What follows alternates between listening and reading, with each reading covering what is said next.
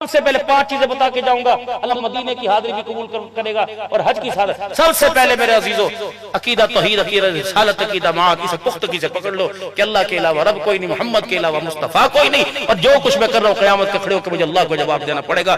दूसरे, नमाज के सजदे, नमाज की पाबंदी और सजदा लंबा करना। तीसरा, दुरूद शरीफ पढ़ना। और चौथी बात, अपने किरदार, अपनी जिंदगी के माहौल में आमिना के लाल के मुबारक तरीकों को ले आना। और एक घर के अंदर 5वीं चीज, गुल्लक रख लो छोटा सा, रोजाना उसके अंदर 10 रुपए डालते रहो। इंशाअल्लाह अल्लाह इतनी बरकत देगा उस 10 रुपए के अंदर, अल्लाह प्राइवेट हज नसीब फरमाएगा। मेरा अकीदे की पुख्तगी, अपने जाहिर को रसूलुल्लाह सल्लल्लाहु अलैहि वसल्लम के मुबारक तरीके से डाल लेना। नमाज के सजदे को लंबा करके पढ़ना। अल्लाह, दुरूद शरीफ का एहतमाम, और अपने घर के अंदर गुल्लक रख लो, उसके अंदर पैसे डालते रहो। पैसे, बेटी की शादी के लिए कमेटी डाल रहे हो, हज के लिए डालो।